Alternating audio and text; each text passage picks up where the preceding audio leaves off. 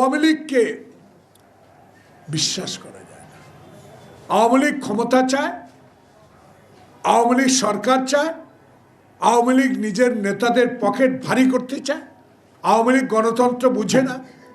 আওয়ামী লীগ বাংলাদেশ স্বাধীনভাবে গণতান্ত্রিকভাবে পরিচালিত হোক, সকল সাংবিধানিক প্রতিষ্ঠানগুলো স্বাধীনভাবে চলুক, আওয়ামী লীগ কখনকাল এটা চায়নি।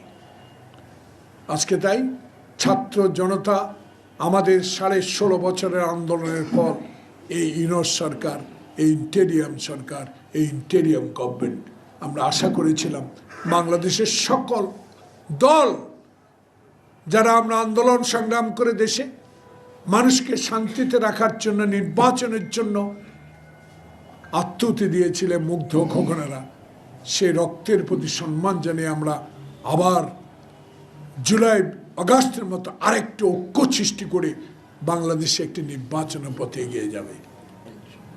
আজকে ঐক্যকে ফাটল ধরাচ্ছে একটি গোষ্ঠী,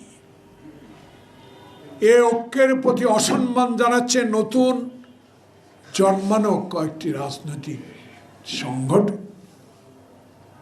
আমি একজন রাজনৈতিক কর্মী, আমি মুক্তিযুদ্ধে অংশগ্রহণকারী একজন কর্মী। আমার বুকে বড় ব্যথা, বড় কষ্ট। গতকালকে নতুন দলের আহ্বায়ক আমি সম্মান করি, স্নেহ করি, এটা দল সৃষ্টি করেছেন,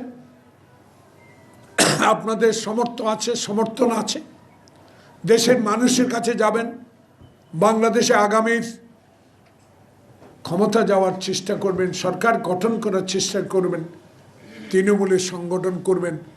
আপনাদের অবদান আমি কখন কালো অস্বীকার করি না, কিন্তু আপনারা দল গঠন করার পর কালকে যেই কথাটা বললেন, মুজিববাদার চাঁদাবাজদের পাহারা দেওয়ার দল বিএনপি, যারা আজকে আমাদের দলকে শক্তিশালী করার জন্য 16টি বছর সকল রক্ত চক্ষু উপেক্ষা করে দল পরিচালনা করেছেন তারেক রহমানের নেতৃত্বে, তাদের প্রতি অকথ্যভাবে গালিগালাজ করাটা আমার বুকে বড় ব্যথা হয়েছে।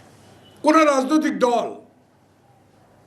রাজনৈতিক দলের নেতা যারা ক্ষমতায় যেতে চায়, সরকার গঠন করতে চায়, তাদের মুখে অশোভন উক্তি বাংলাদেশের মানুষ খুবই কষ্ট পেয়েছে। কি চাচ্ছেন, কেন করছেন, কি আপনাদের উদ্দেশ্য?